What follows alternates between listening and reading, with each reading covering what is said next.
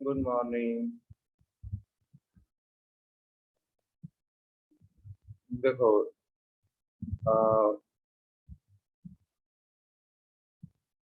आज जो लेक्चर हम डिस्कस करने वाले हैं, एबनॉर्मल मोलर मास। ठीक है, क्या डिस्कस करने वाले हैं? Abnormal molar mass. ठीक है, और उसमें वन एंड हाफ फैक्टर। जितना आप लोग कोलिगेटिव प्रॉपर्टीज पढ़े हो, ठीक है, जितनी कोलिगेटिव प्रॉपर्टीज आप पढ़े हो, कोलिगेटिव प्रॉपर्टीज, उन सब से हम मॉलिक्यूलर मास निकालते हैं। ठीक है, उन सब से हम मॉलिक्यूलर मास निकालते हैं। अगर मॉलिक्यूलर मास मान लो कोलिगेटिव प्रॉपर्टीज को यूज करके, ठीक है, कोलिगेटिव प्रॉपर्टीज कौन कौन सी? वही चारों colligative properties, relative lowering of vapour pressure, दूसरी elevation in boiling point delta TB, ठीक है, तीसरी डिप्रेशन इन फ्रीजिंग पॉइंट, चौथी हमारी है ऑस्मोटिक प्रेशर। ठीक है, इन सब को यूज करके हम जो मॉलिक्यूलर मास फाइंड करते हैं, मॉलिक्यूलर मास फाइंड करते हैं, ठीक है।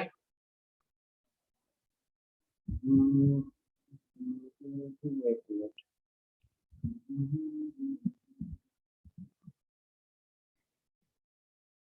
जो मॉलिक्यूलर मास फाइंड करते हैं, मान लो कि आना चाहिए था 10, ठीक है, मान लो कि आना चाहिए था 10 ग्राम, उसका मोलर मास आना चाहिए था,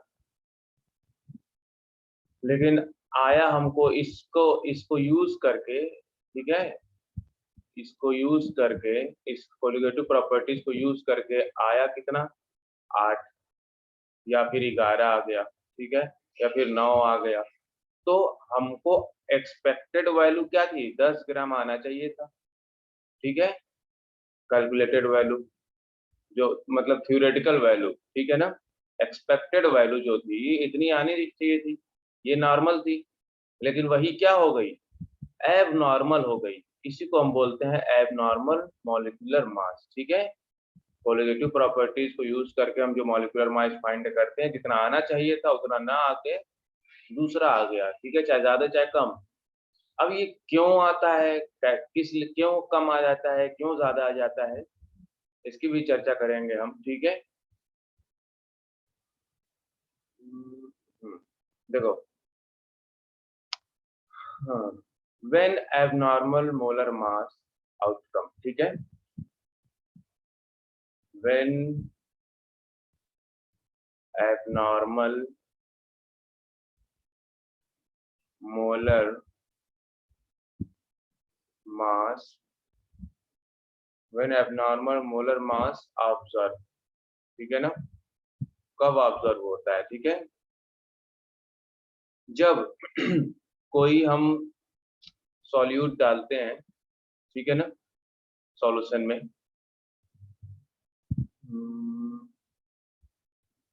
मान लो कि ये सॉल्यूशन है हमारा, इसमें हम कोई चीज ऐड कर रहे हैं, अगर वो अगर वैसे ही पड़ी रह गई तब तो ठीक है, लेकिन ये हो सकता है कि वो उसमें जाके डिसोसिएशन चली जाए। जैसे NaCl डाले, सोडियम आयन और क्लोरीन आयन बन गया, उसका डिसोसिएशन हो गया, ठीक है। या फिर 2 मोल डाले, अब वो एसोसिएट हो गया, आपस में जुड़ गया, ठीक है ना, एसोसिएशन हो गया। इस पे भी डिस्कस करेंगे ना डिटेल में, डिसोसिएशन एसोसिएशन। तो इन्हीं की वजह से, डिसोसिएशन या एसोसिएशन की वजह से पार्टिकल जो होते हैं चेंज हो जाते हैं, मतलब नंबर ऑफ पार्टिकल चेंज हो जाते हैं। जैसे कि हम डाले थे एक NaCl, ठीक है, अब उसमें जाके सोडियम प्लस और Cl माइनस हो गया, अब ये एक पार्टिकल हो गया, ये एक पार्टिकल हो गया, तो ये 2 पार्टिकल हो गए ना। तो वही वही चीज है कि यहाँ डिसोसिएशन एसोसिएशन ऐसे समझना है इस चीज को। मान लो वाटर में ये डाल दिए तो ऐसे ये टूटेगा टूटेगा ना।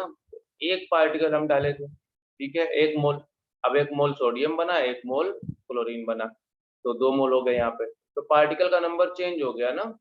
जब पार्टिकल का नंबर चेंज होगा तो आपको पता है कोलिगेटिव प्रॉपर्टीज भी चेंज होगी। जब कोलिगेटिव प्रॉपर्टीज चेंज होगी तो मोलर मास भी चेंज होगा। कैसे? देखो, आपको पता है colligative property is directly proportional to number of particles of solute, number of particles, ठीक है, ऑफ सॉल्यूट। तो कोलिगेटिव प्रॉपर्टीज ये भी बोल सकते हैं number of moles of solute, number of particle, number mole भी क्या है, एक नंबर ही है, ठीक है ना, number of moles of solute, ठीक है। अब मोल उसमें जाके बढ़ जा रहे हैं, ठीक है, तो कोलिगेटिव प्रॉपर्टीज बढ़ जाएगी।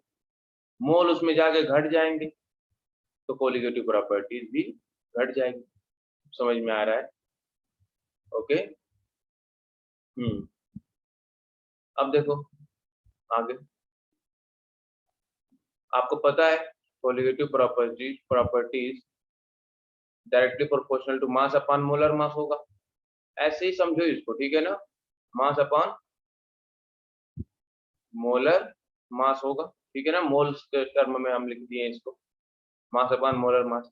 आपको पता है कि कोलिगेटिव प्रॉपर्टीज अगर बढ़ रही है तो मोलर मास क्या होगा, कम हो जाएगा। कोलिगेटिव प्रॉपर्टीज अगर कम होगी तो मोलर मास क्या हो जाएगा, बढ़ जाएगा। सारी कहानी यहाँ से है, नंबर ऑफ पार्टिकल चेंज होंगे तो कोलिगेटिव प्रॉपर्टीज चेंज होगी, कोलिगेटिव प्रॉपर्टीज चेंज होगी तो मोलर मास चेंज होगा। अब अगर कोलिगेटिव प्रॉपर्टीज बढ़ रही है तो मोलर मास घटेगा, कोलिगेटिव प्रॉपर्टीज घट रही है तो मोलर मास बढ़ेगा। तो यही एबनॉर्मल मोलर मास आ जाता है। हमको जितना एक्सपेक्ट कर रहे थे उतना ना आके उसमें क्या हो गया, मॉलिक्यूल डिसोसिएट हो गए या फिर एसोसिएट हो गए, जिसकी वजह से उसका मोलर मास क्या हो गया, एबनॉर्मल हो गया। क्लियर है? चलो आगे बढ़ते हैं।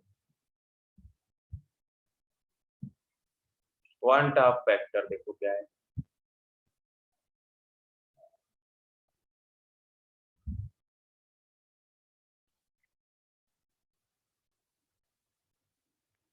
देखो,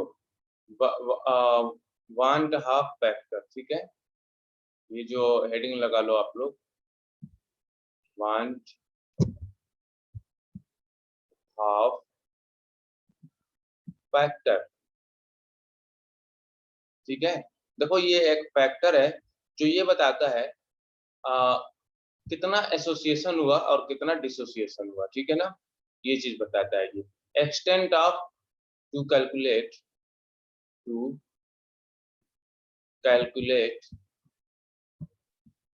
extent of dissociation, association or association, association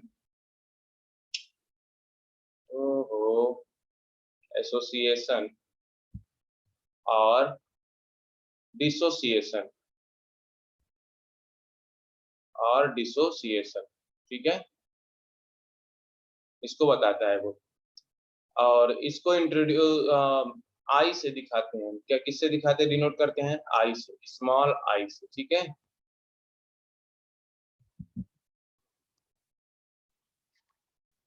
ठीक है ना, आई से इसको डिनोट करते हैं हम। और आई जो होता है एक रेशियो होता है ना, रेशियो ये होता है I is equal to number of particle, number of particles after, मतलब सॉल्यूशन में जाने के बाद, ठीक है ना, number of particles before, number of particles before, ठीक है ना, ये चीज समझ रहे हो ना, कि पहले कितना था और सॉल्यूशन में जाने के बाद उसका पार्टिकल क्या हुआ, ठीक है, डिसोसिएशन हुआ कि एसोसिएशन हुआ, उसी के रेशियो को हम बता देते हैं कि वो क्या है, आई है, ठीक है ना।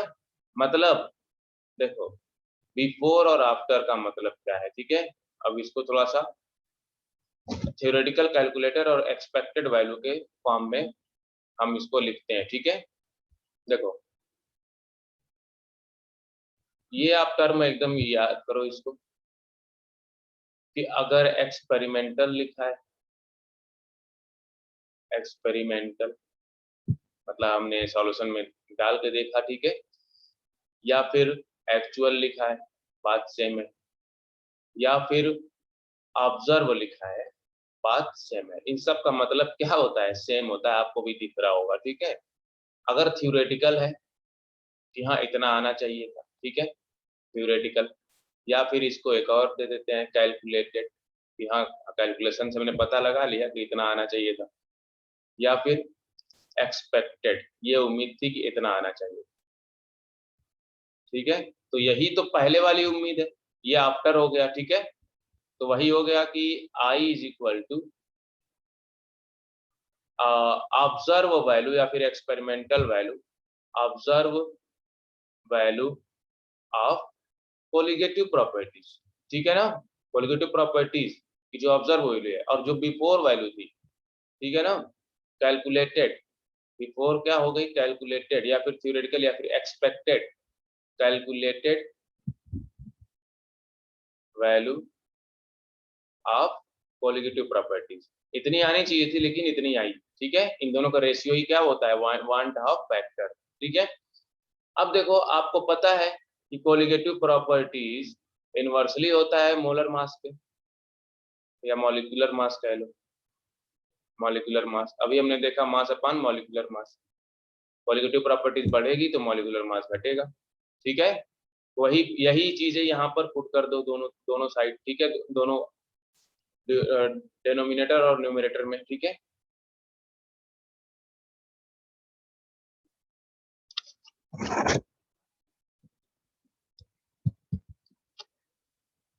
देखो तो आई का कितना फॉर्म हो गया, ठीक है। आई इज इक्वल टू, हमने लिख दिया 1/, मोलर मास ऑब्जर्व, ठीक है, 1/, रख दिए ना कोलिगेटिव प्रॉपर्टीज की जगह, मोलर मास कैलकुलेटेड, ठीक है। अब देखो ये क्या हो जाएगा, I is equal to molar mass calculated upon molar mass observe, ये भी एक रिलेशन हो गया आई का, 1/2 फैक्टर का, ठीक है ना। अब यहाँ ये ऊपर चला गया ना और ये नीचे आ गया, ठीक है, ऑब्जर्व वाला नीचे आ गया मोलर मास के टर्म में, ठीक है ना। तो ये भी बहुत इंपॉर्टेंट, आप इसे नोट कर लो, ठीक है। अब देखो एक टर्म आता है डिग्री ऑफ डिसोसिएशन, ये जानते रहो ना, आप लोगों को जानना जरूरी है, ठीक है। डिग्री ऑफ डिसोसिएशन या फिर degree of association, degree of dissociation, degree of dissociation जिसको हम अल्फा से दिखा देते हैं, ठीक है, क्या होता है, मतलब कितना डिसोसिएशन हुआ है, number of moles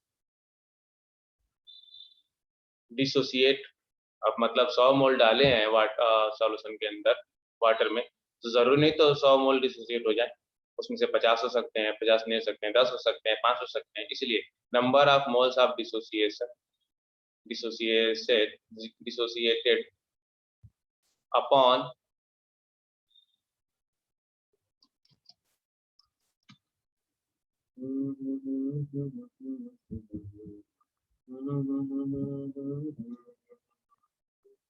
number of upon total mole, total number of moles taken, moles taken, ठीक है ना। परसेंटेज में निकालना होगा, 100 से क्या कर देंगे, मल्टीप्लाई कर देंगे। अब देखो ना डिग्री ऑफ एसोसिएशन क्या होता है, डिग्री ऑफ एसोसिएशन, ठीक है, इसको भी मान लो अल्फा से ही, ठीक है, या बीटा से मान लो, कुछ भी मान सकते हो, आपको मानने के ऊपर है। नंबर ऑफ मोल्स एसोसिएटेड, क्या होगा, associated, don't worry, dissociation association का भी कॉन्सेप्ट बहुत अच्छे से आपको समझ में आएगा रिएक्शन लेके, ठीक है। Number of moles associated upon total number of moles taken, total number of moles taken, ठीक है, ओके। चलो, तो जो फॉर्मूला था ना हमारा, इसको तो पहले मॉडिफाइड कर दो, जितना भी relative lowering of vapour pressure colligative properties वाला जितना भी फॉर्मूला है, ठीक है, देखो modified formula, modified formula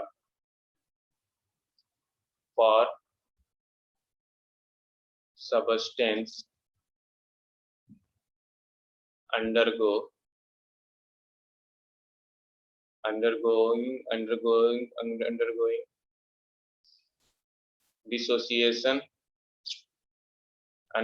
dissociation or association in the solution, ठीक है ना, इन द सॉल्यूशन।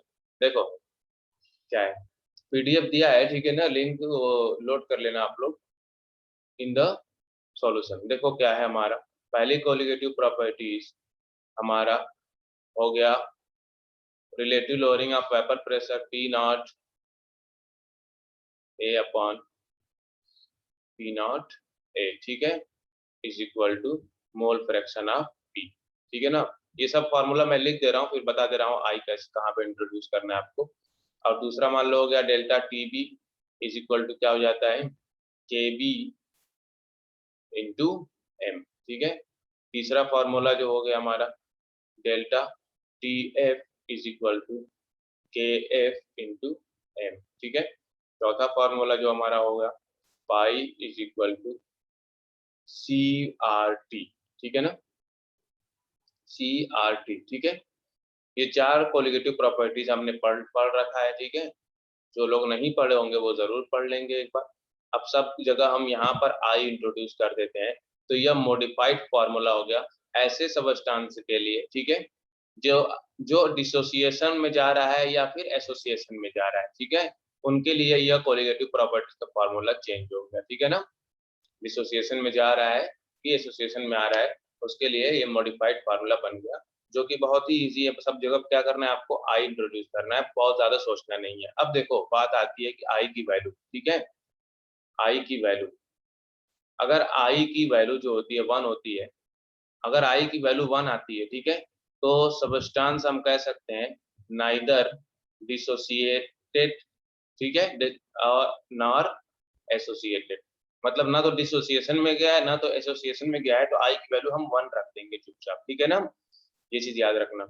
और आई की वैल्यू अगर 1 है तो हम ये कह सकते हैं कि फॉर आइडियल सॉल्यूशन, अगर बोल दिया गया कोई आइडियल सॉल्यूशन है, फॉर आइडियल सॉल्यूशन, तो उसके लिए भी हम आई की वैल्यू क्या रखेंगे, 1 रखेंगे, ठीक है। यही सारी चीजें न्यूमेरिकल में हमको देखना रहता है। अगर आई की वैल्यू 1 से ज्यादा होती है, ठीक है, आई की वैल्यू 1 से ज्यादा होती है तो डिसोसिएशन होता है। क्या होता है, डिसोसिएशन होता है, ठीक है ना। अगर आई की वैल्यू 1 से कम होती है तो एसोसिएशन होता है। तो क्या होता है, एसोसिएशन होता है। ये चीज आप लोग एकदम याद रख लो, ठीक है ना, बिल्कुल। आई की वैल्यू 1 से ज्यादा तो डिसोसिएशन, आई की वैल्यू 1 से कम तो एसोसिएशन। अब देखो आगे,